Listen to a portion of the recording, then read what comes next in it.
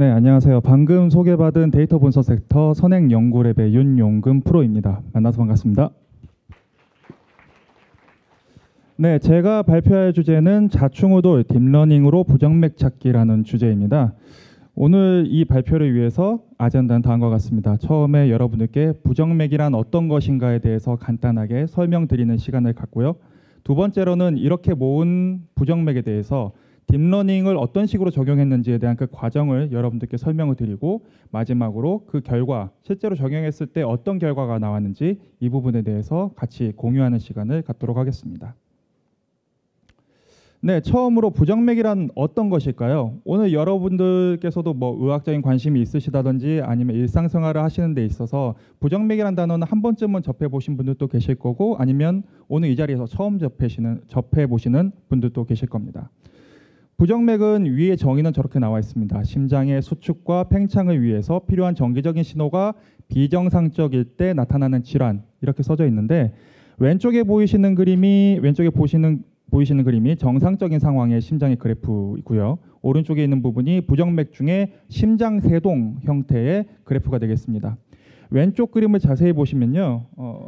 이건 안 나오니까 우심방 쪽에서 있는 동방결절에서 정기적인 신호가 나오게 되고요. 이 정기적인 신호가 심장을 정확하게 순환하면서 심실과 심방을 펌핑시켜 주시게 되면은 그때마다 여러분들 몸에 심장에서 피가 뿜어져 나오게 되는데요. 여러분들도 지금 당장 여러분들 왼쪽 가슴에 손을 올려보시면 심장이 두근두근 거리면서 뛰시는 걸 느끼실 수가 있죠. 바로 그 심장이 뛰는 그 부분이 나타내는 부분이 정상이라고 되어 있는 그래프 중에서 값이 위로 좀 올라와 있는 부분이 있습니다. 제가 오늘 설명할 때는 이 부분을 비트라고 말씀드릴 건데, 이런 비트들에서 이제 심실이 뛴다고 말씀드릴 수 있고요. 오른쪽 같은 경우에는 이제 부정맥 중에 심장세동인데, 전기 신호가 어느 한 곳에서 생성되는 게 아니라 사방에서 생성되는 경우입니다. 이렇게 되면 심장이 계속 뛰는 상황이 되는 거죠. 그래서 잘 보시게 되면은 그래프의 힘도 정상 때에 비해서 그 펌핑하는 힘도 약하고 굉장히 잘게 쪼개서 심장이 움직이는 거 보실 수가 있습니다. 그런데 오늘 일단 보시면 눈으로 보실 수 있을 만큼 정상과 부정맥의 차이를 여러분들이 아실 수 있을 것 같고요. 부정맥의 종류는 이 외에도 여러 가지가 있습니다만은 오늘 설명에서는 이 정도만 알고 계시고, 정상이 있고 부정맥이 있다, 이 두 가지만 알고 계셔도 제가 오늘 발표하는 내용에 대해서는 쉽게 이해하실 수 있을 거라고 생각합니다.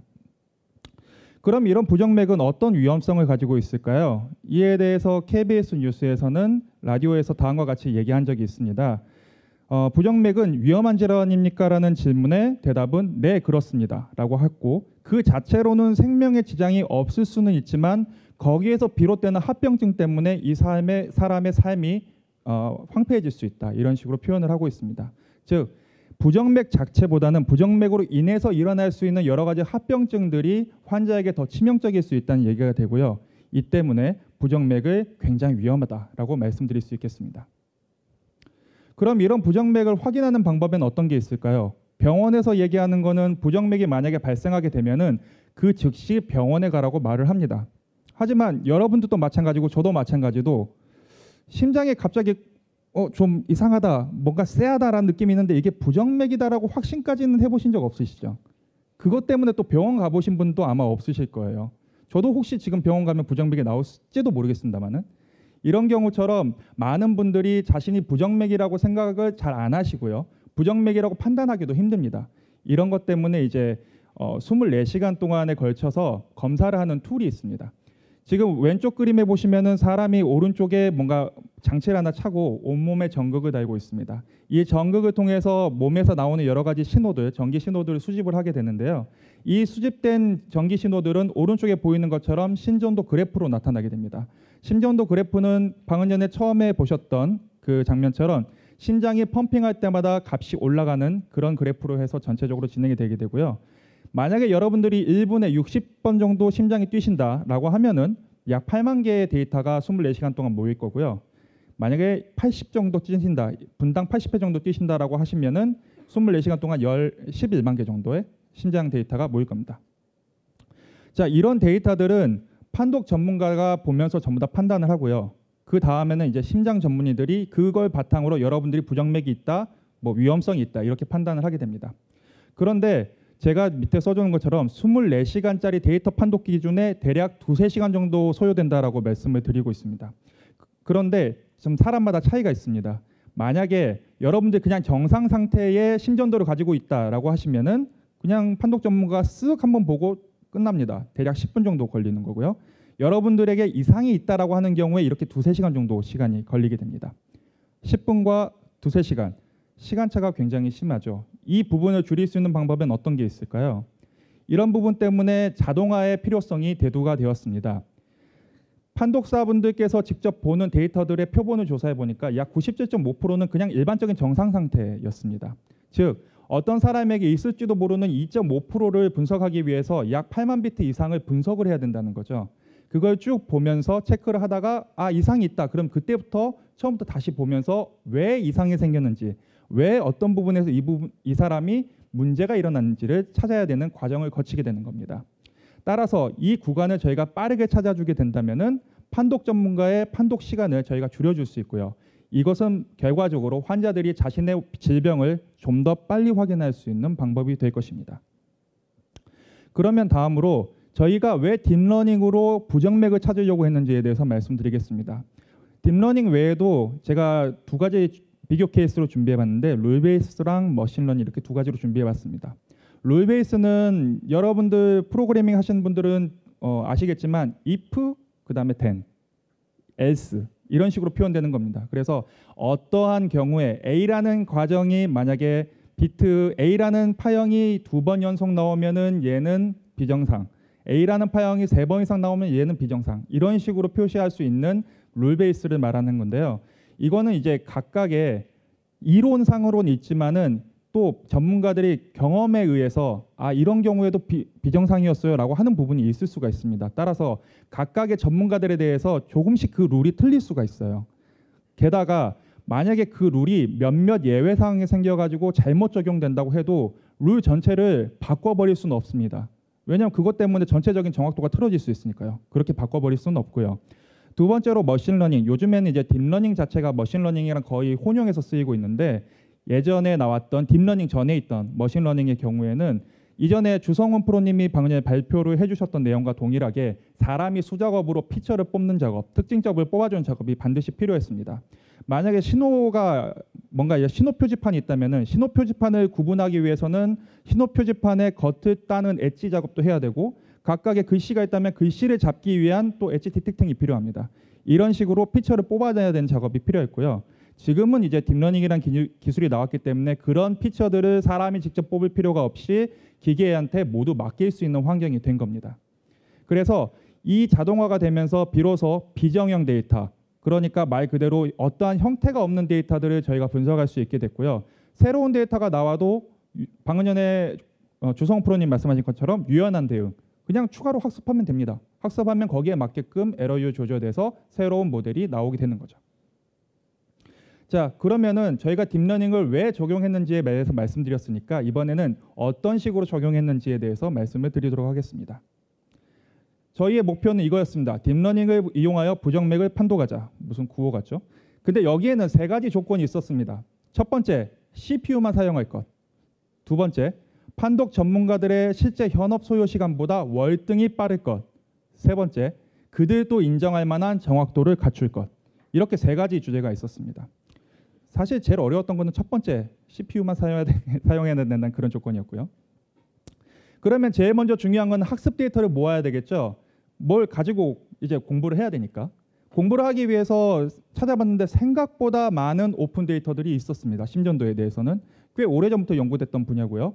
그래서 피지오넷이라고 밑에 써져 있는데 이 피지오넷에 가시면은 여러분들도 오늘 당장 MIT BIH나 AH나 CU라든지 이런 오픈 데이터들을 여러분들이 마음껏 구하실 수 있습니다. 그래서 만약에 정말로 이 부분에 오늘 제가 하는 말씀을 듣고 혹시라도 관심이 가신다 하면 집에 가서 바로 해보실 수도 있어요. 오늘 설명하시는 거 다 듣고 나시면. 이렇게 해서 오픈 데이터를 일단 구할 수 있을 만큼 다 끌어모았습니다. 뭐 다 구해서 본 다음에 2번째로 필요한 거는 전처리 과정이 필요합니다. 이 데이터들은 사실 시간에 대해서 전압에 대한 그래프거든요. 그러니까 각각의 비트가 있을 때 그때 비트 값이 얼만큼 올라가 있는지에 대한 각각의 그냥 그래프입니다. 그러면은 이 비트를 하나를 판단하기 위해서 몇 개의 비트를 볼 것인가라는 걸 고민을 했습니다. 왼쪽에 보이는 PQRST라고 이렇게 영어가 써져 있는 이게 이제 판독사분들이 보는 심장의 비트 하나에 대한 파형입니다. 이 파형을 기준으로 해서 저희가 이렇게 오른쪽 위쪽에 보이는 것처럼 비트에 대해서 표기가 되어 있는데 이제 판독사분들이 저 위치에다 표기를 하시는 거죠. 그러면 위에는 지금 8개의 비트를 제가 표기해 놨고 밑에는 3개의 비트를 표기해 놨는데 8개의 비트를 가지고 하나의 비트가 어떤 것인지 판단한다라고 하게 되면은 하나의 비트를 판단하기 위해서 시간은 좀 더 소요될지 모르지만 앞뒤 관계를 보게 되면은 좀 더 정확한 결과를 낼 수 있을 거고요. 밑에처럼 3개의 비트만 본다라고 하면은 시간은 훨씬 많이 줄일 수 있는 장점이 있지만 판독 시간은 훨씬 줄일 수 있지만 그만큼의 8비트를 봤을 때보다의 정확도는 구하기가 힘들 겁니다. 이런 트레이드 오프 단계가 필요하기 때문에 향후에 여러분들이 혹시라도 이 부분에 도전하실 거면은 여기에 대한 고민이 반드시 필요하실 겁니다. 두 번째로 레이블링을 진행을 해야 되는데요. 지금 방금 전에 보셨던 그래프들은 다 레이블링이 돼 있어서 여러분들이 보기 편하실 수 있었는데 그 비트 중에서 저렇게 값이 제일 높은 부분에 대해서 그 부분이 심실이 뛰는 부분이기 때문에 판독사분들이 이 부분에다가 체크를 하십니다. 그래서 여기 기준을 가지고 레이블링을 하시면 전처리 과정은 종료가 되겠죠.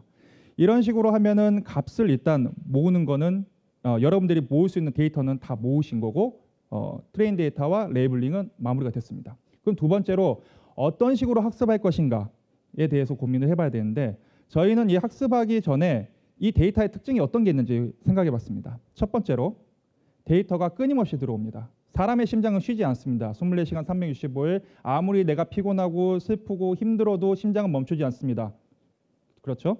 자, 두 번째, 단위 데이터의 길이가 일정하지 않습니다. 지금 단상에 서 있는 저도 그리고 여러분들도 쉬고 계실 때, 또 운동할 때, 그 다음에 뭐 누군가 얘기할 때 그때마다 심장 박동수는 모두 다 조금씩은 다릅니다. 이 말뜻은 뭐냐면은 여러 개의 비트를 모았던 단위 데이터에 대해서 그 길이가 그 한 사람에 대해서도 항상 다르다는 거죠. 항상 일정하지 않고 조금씩 다를 수 있다는 얘기가 되고요. 세 번째로 데이터가 파형의 형태를 가지고 있습니다. 어떻게 값이 일정하게 쭉 올라가거나 내려가는 형태가 아니라 시퀀스에 대해서 어떠한 기준점이 있는 것처럼 움직인다는 겁니다. 위아래로 계속 움직이는 이런 파형 형태를 띠고 있다는 거죠. 이런 걸 종합해 봤을 때 저희가 느꼈던 거는 음성 데이터랑 좀 비슷한 것 같다는 느낌이 들었습니다. 저희가 봤을 때 왼쪽에 있는 게 이제 음성 데이터의 그래프고요. 오른쪽에 있는 게 심전도에 대한 그래프인데 음성 데이터나 심전도 데이터나 모두 다 시퀀스 하나당 하나의 값만 존재하고 어디에서 어떻게 끝날지 알 수 없다라는 그런 특징이 있습니다. 그래서 저희는 이 음성 데이터랑 비슷하다고 생각을 했는데 그렇게 하게 된 원인이 있었습니다. 저희가 작년에 했던 프로젝트 중에 음성인식 모델에 대한 프로젝트가 있었습니다. 왼쪽에 있는 이 딥스피치 2라는 논문을 이용해서 음성인식을 하는 프로젝트였는데 물론 이걸 그대로 쓴 건 아니죠. 당연히. 딥스피치 2라는 논문을 근거로 해서 여기에서 이제 여러 가지 하이퍼 파라미터 튜닝이라든지 여기서 또 개발을 했다든지 이렇게 해서 저희가 좋은 성과를 냈는데 여담이지만 이 성과가 좀 아까운 면이 있어서 열심히 구현했는데 아까운 면이 있어서 저희 그 부서에 위에 보시면 저기 삼성 SDS R&D라고 써져 있는 게 저희 GitHub 계정인데 여기에다가 딥스피치 MXNet이라고 해서 올렸었어요. 이게 MXNet이 딥러닝 프레임워크 중에 하나거든요. 텐서플로우라든지 파이토치라든지 이런 것 중에 하나인데 여기에다가 저희가 기여를 했습니다. 그래서 MXNet에다가 딥스피치 2라는 논문 내용 자체를 그대로를 구현한 것을 올렸고 현재 여러분들께서 만약에 MXNet을 쓰신다라고 하면은 그냥 이그젠플 가셔가지고 스피치 레코그니션 저기 가시면 저기 있는 데이터가 저기 있는 예제가 저희가 기여한 데이터예요. 그래서 그냥 갖다가 쓰시면 됩니다. 그렇게 하면 되는데 딥스피치 2라는 곳에서 저희가 이제 영감을 받은 부분은 CNN과 RNN을 통해서 음성 데이터를 분석해낸 내용입니다. CNN에서는 피처를 뽑아내고 RNN에서는 타임 시리즈 데이터들을 이제 분석을 해서 결과를 낸 거죠. 자, 그러면 이걸 어떤 식으로 우리가 가지고 있는 심전도 데이터에 적용을 할 것인가에 대해서 다시 한번 고민을 했습니다. 방금 전에 보셨던 내용과 크게 다르진 않습니다. 그냥 인풋 데이터가 있고 여기서 CNN을 통해서 여러 가지 피처를 뽑아냅니다. 그리고 RNN을 통해서 타임 시리즈를 학습을 시킵니다. 그 다음에는 마지막으로 거기에 맞게끔 풀리 커넥티드 네트워크를 세우고 그중에 가장 좋은 값을 꺼내서 얘는 정상이다, 비정상, 부정맥이다 이렇게 뽑아내는 과정을 거치는 겁니다. 그럼 CNN을 적용하기 위해서는 피처를 먼저 뽑아내야 되겠죠. 근데 피처를 뽑아내려면 왼쪽 위에 그래프를 보시면은 그냥 시간에 대해서 전압의 그래프라고 말씀드렸습니다. 보시면은 전압의 그래프에 대해서는 값이 높고 낮음만 있지 특정점을 어떻게 찾기가 힘들었습니다. 저희가. 그래서 논문에서 있던 내용을 판단을 해가지고 음성의 데이터에서는 많이 쓰이는 방법이 스펙트로그램이 있습니다. 시간과 주파수에 대한 그래프로 그 값을 변환시키는 건데요. 이렇게 되면은 시간에 대해서 어떠한 주파수가 가장 큰 값을 가지고 있는지를 대략적으로 판단할 수 있습니다.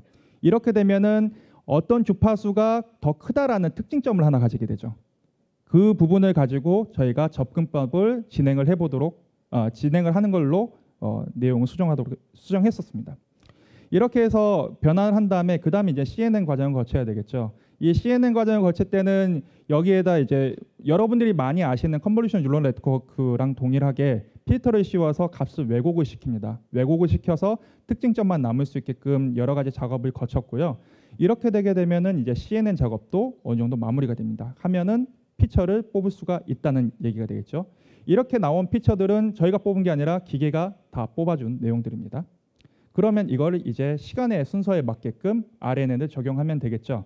저희가 선택한 방법은 바이 GRU라는 방식이었습니다. 바이 GRU에서 바이는 양방향이라는 뜻이고요. GRU는 게이티드 리커런트 유닛이라고 해서 사람이 기억하는 것처럼 어느 특정 부분은 지워버리고 어떤 특정 부분은 계속 값을 가져가는 이런 방식의 그 네트워크 중에 RNN 네트워크 중에 하나인데요. 왼쪽에 있는 nlength라고 하는 부분은 방금 전에 시간의 그래프로 만들어진 그 스펙트로그램의 시간에 대한 축이고요. 이 부분을 이제 1부터 n까지에 있다고 하면은 입력축을 x1부터 xn까지로 가정을 하게 되면은 각각에 대해서 정방향으로 내려가는 주황색 라인 하나랑 역방향으로 올라가는 초록색 라인 이렇게 두 가지가 나오게 됩니다.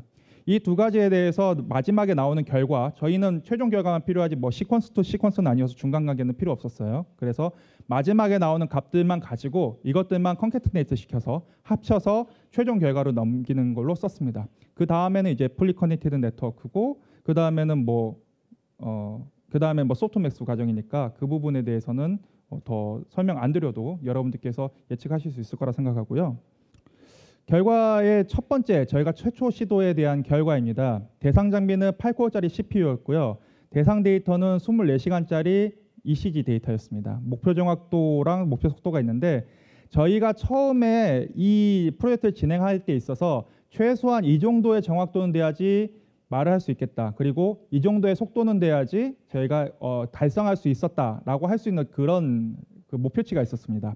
말씀은 정확하게 못 드려서 죄송합니다만은 그런 목표치가 있었는데 이 목표치를 비교를 해보니까 저희가 최초에 뽑았던 정확도는 그것에 비해서 26% 정도가 모자랐어요. 그냥 26% 정도를 더 끄집어 올려야지 목표 정확도에 도달할 수가 있었고 목표 속도는 보시면 매우 처참한 수준이죠. 0.08 즉 8% 수준까지 낮춰야지 저희가 어떻게 좀 어필해 볼 수 있는 그런 수치가 나왔습니다. 그러면 여러 가지 방법을 통해서 개선을 해야 되겠죠. 여기서 개선 방법은 여러 가지가 있습니다. 모든 걸 말씀드리기는 힘들고요. 세 가지 키팩터에 대해서만 말씀을 드리도록 하겠습니다. 첫 번째는 학습 방법을 개선하기 위해서 버켓팅 방식을 조금 개선을 했습니다. 처음에 이제 버켓팅을 할 때는 저희가 픽스드 랭스를 줬어요. 그냥 길이를 미리 정해놓고 이 길이 안에 들어오는 그 값들에 대해서만 그 길이에 대해서만 여기 안으로 값을 집어넣겠다라고 저희가 정했습니다. 개발자들이 정해서 진행을 했는데 하다 보니까 그 데이터 분포로 보다 보니까 어떤 버켓팅 하나에 값이 많이 들어가는 현상을 발견하게 됩니다. 생각해보면 그럴 수밖에 없는 게 사람의 심장이 방금 전에 말씀드렸다시피 60에서 뭐 80 사이 이 정도 뛰는데 그 사이에서 자잘하게 여러 가지 베리에이션이 나올 수가 있지 60보다 적게 뛴다든지 혹은 80보다 많이 뛴다든지 이런 것들은 상대적으로 그 정상 범위에 대해서 보다는 적을 수밖에 없잖아요. 데이터가.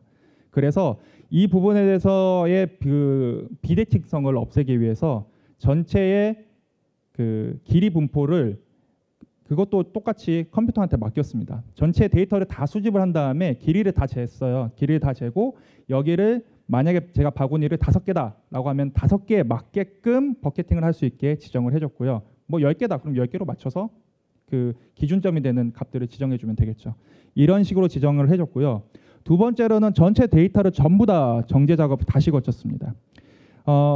물론 그 데이터들이 오픈 데이터들이 많은 사람들이 봤기 때문에 정확할 수는 있지만은 분명히 몇 군데에서는 오류가 있을 수도 있고 아무리 봐도 이거는 아닌 것 같은데 정답이 잘못 달린 것 같다라는 부분이 있을 수가 있거든요. 그런 부분에 대한 정제 작업. 그 다음에 레이블링 위치에 대한 정제 작업도 했습니다. 방금 전에 보셨다시피 어떤 피크가 있을 때 그 피크 위치에다 저희가 정하기로 딱 정해놨는데 피크 위치가 아니라 좀 어긋나게 레이블링이 되어 있는 데이터들도 있었습니다. 그래서 그런 데이터들을 다 쳐내고 혹은 조정을 해는 이런 정제 작업을 거쳤고요.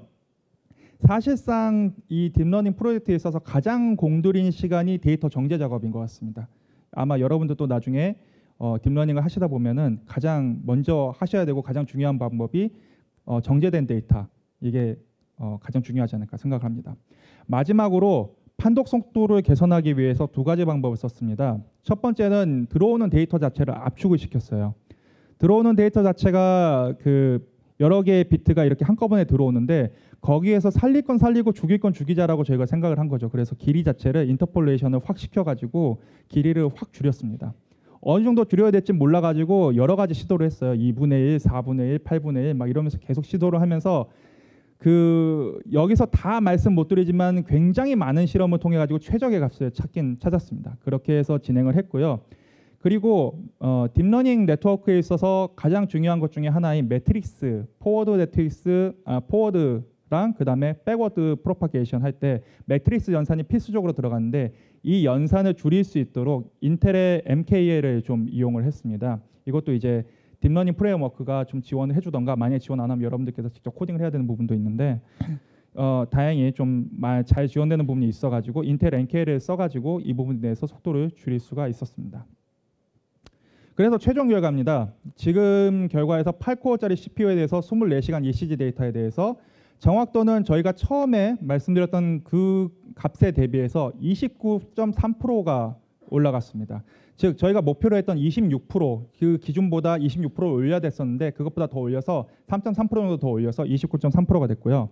속도도 8%가 목표였는데 그보다 더 낮춰서 5%까지 저희가 진행을 했습니다. 자, 이렇게 말씀하시면 뭐 별거 아니네 했는데 저렇게 개선해가지고 바로 결과가 나왔구나.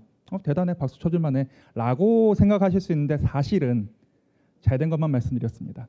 정말 삽질을 많이 했거든요.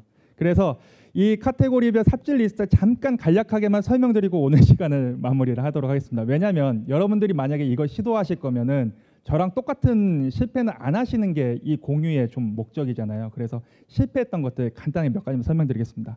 제가 첫 번째 실패했던 것 중에 하나는 시그널 값을 원한 인코딩을 했던 겁니다. 원한 인코딩이라는 거는 이제 시그널 값에 대해서 그 사실 이렇게 파형이 심하기 때문에 이걸 압축을 좀 시켜보려고 0에서 255까지의 값을 딱 정해놓고 이 안에서만 인트 값으로 변환을 시키려고 했어요. 그렇게 한 다음에 매트릭스 전체를 해놓으면은 적어도 이 값에 대해서 뭐라고 해야 되지?